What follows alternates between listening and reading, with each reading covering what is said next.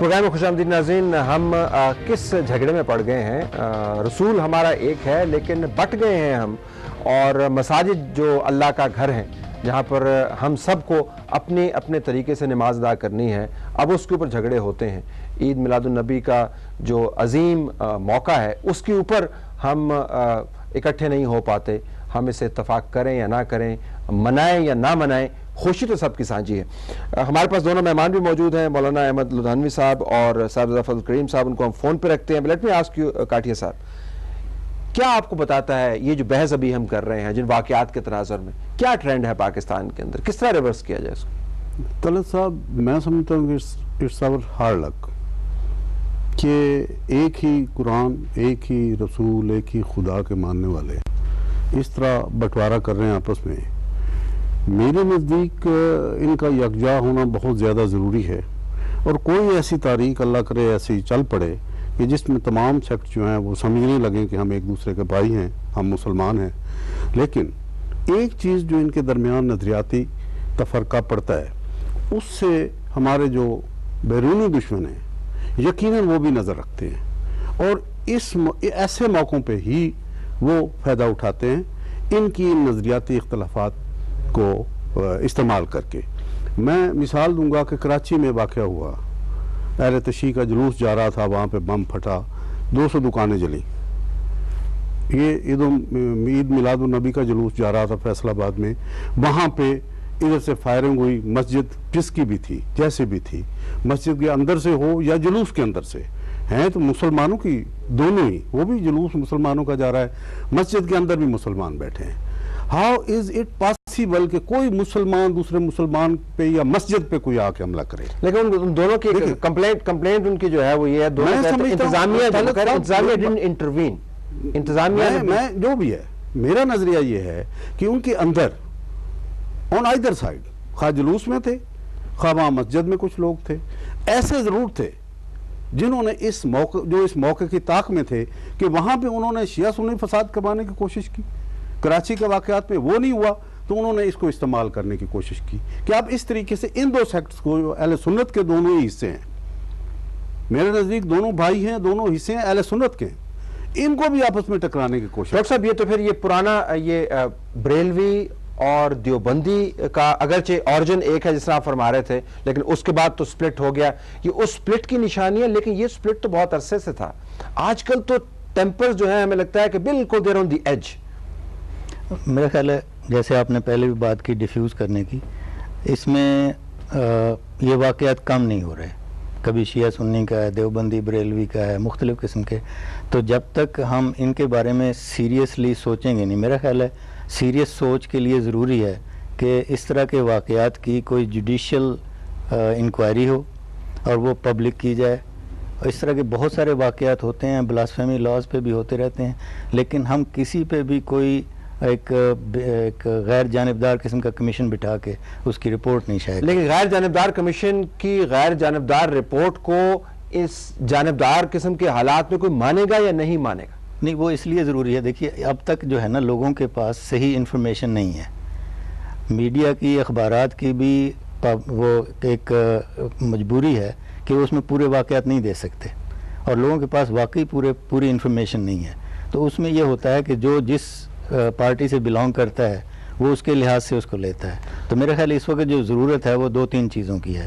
ایک تو یہ کہ جرم کو اور مذہب کو علیحدہ کریں. جس نے جرم کیا ہے، خواہ وہ مذہبی شخص ہے، مذہبی موقع پہ کیا ہے، مذہب کے نام پہ کیا ہے، مذہب کا لیڈر ہے، اس کے اس جرم جس نے قانون توڑا ہے، بنیادی طور پر جس نے قانون توڑا ہے، پہلی تو چیز یہ ہونی چاہیے. دیکھیں جی، میں ایک چیز یہاں پہ تھوڑا سا، ڈاکٹر صاحب نے بہت اچھی بات کی، صحیح بات ہے، ایگری ود ہم. لیکن آپ نے دیکھیں کہ کراچی کے واقعات کے بعد کسی نے کوئی نہ جلوس نکالا، نہ بلکہ اسٹرکٹ کیا کہ یہ نقصان کیوں ہوا. اس پہ زیادہ زور. میرا مطلب یہ ہے کہ اہل تشیع نے وہاں پہ یہ نہیں کہا کہ فلاں فرقہ کی طرف سے یہ ہوا ہے.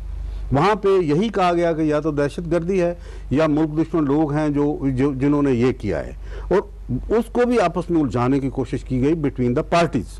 لیکن اس سے آپ نکل آئے باہر.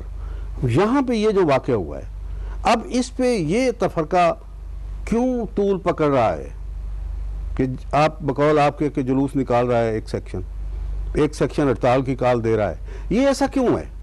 They're on live, we can ask them کہ ایسا کیوں ہے. کہ ایسا کیوں ہے؟ آپ جیسے وہ بات جو ہے ایک سینسیبل طبقے نے، میں سمجھتا ہوں they were very sensible کہ انہوں نے اس بات کو آگے نہیں بڑھنے دیا، تو ان کو بھی چاہیے کہ اس بات کو یہاں یہی بھی رکھ دیں. آپ 2 پوائنٹ اور تھے جی، آپ 2 پوائنٹ. اجازت دیں میں بات مکمل کر لوں.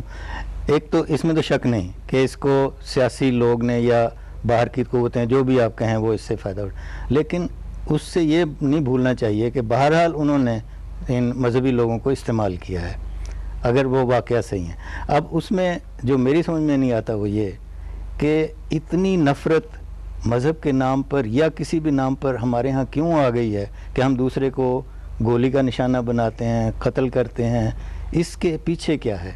تو اس میں میرا خیال یہ ہے کہ ہمیں یہ دیکھنا ہوگا کہ یہ اس کے پیچھے جائیں کہ ہماری مائنڈ سیٹ یہ کہاں سے آئے ہیں، اس کی تھوڑی سی تاریخی طور پر بھی دیکھا جائے. پھر ہمارا یہ بھی دیکھا جائے کہ ہماری جو تعلیمات ہیں، جو تعلیمی سسٹم ہے، جو مساجد ہیں جہاں سے یہ چیزیں آ رہی ہیں، وہ کہاں تک ان کو پھیلا رہی ہیں، کہاں تک اس میں ان کو بھی ایک انویسٹیگیشن سورس ہے اس کا. کوئکلی فضل کریم صاحب، آپ تو پی ایم ایل این کے ساتھ، ان کے ٹکٹ بھی پی ایم ایل این کا ہی تھا نا آپ کے پاس؟ جی ہمیں تیاری ہے، بالکل جناب. جی بالکل. تو پھر آپ کی تو پہنچ ہونی چاہیے. مجھے پتا چلا ہے کہ ثناء اللہ صاحب بھی جو تھے وہ بھی اس دن فیصل آباد میں موجود تھے، جو پیپلز پارٹی کے ریاض صاحب ہیں وہ بھی فیصل آباد میں موجود تھے. لیکن یہ جو منتخب نمائندگان ہیں ایسے واقعات میں سامنے نہیں آتے ہیں. آپ نے بات کی پی ایم ایل این کی لیڈرشپ سے؟ جی ہاں بالکل میری بات ہوئی ہے. میں نے تو اس میٹنگ میں بھی شرکت کی تھی جس میٹنگ میں وزیر اعلیٰ پنجاب شہباز شریف صاحب نے کلیئر کٹ انتظامیہ کو یہ ہدایات دی تھی کہ جتنے بھی سینسٹیو پوائنٹس ہیں یا جن کے اوپر آپ کو کوئی خدشہ ہے یا شک ہے وہاں پر فول پروف انتظامات کیے جائیں. یہی وجہ ہے کہ اللہ تعالیٰ کے فضل و کرم سے اور نبی رحمت کے صدقہ میں ربیع الاول شریف کے مہینہ میں اس 2-4 واقعات کے علاوہ اوورآل پنجاب کی صورتحال جو ہے وہ بڑی بہتر ہے. اور میں کاکیہ صاحب کی اس بات سے اور محترم جو اسلامک ایڈیالوجی کونسل کے ہمارے رہنما ہیں ان کی اس بات سے مکمل اتفاق کرتا ہوں کہ جوڈیشل انکوائری ہونی چاہیے اور جوڈیشل انکوائری ہی اس مسئلے کا حل ہے. فضل کریم صاحب، کیا آپ آن ایئر اس وقت لائیو ہیں، کیا آپ اس وقت اپنی جماعت کے حوالے سے یہ پیغام دے سکتے ہیں کہ آئندہ آپ ابھی فی الحال جو ہے لوگوں کو سٹریٹس پر نہیں لائیں گے، آپ احتجاج کی کوئی کال نہیں دیں گے اور جوڈیشل انکوائری کی جو ڈیمانڈ ہے اس کا انتظار کریں گے تاکہ اعتماد کی فضا بحال ہو نا جی، کہ آپ سٹریٹ پہ نہیں آئیں گے؟ جی بالکل. میں دیکھیے عرض کروں جی، آج بھی ہمارا جو جلسہ ہوا جس میں ہزاروں علماء اور سول سوسائٹی سے تعلق رکھنے والے لوگ، وکلاء، طلباء، سیاسی حضرات، سب حضرات شریک تھے.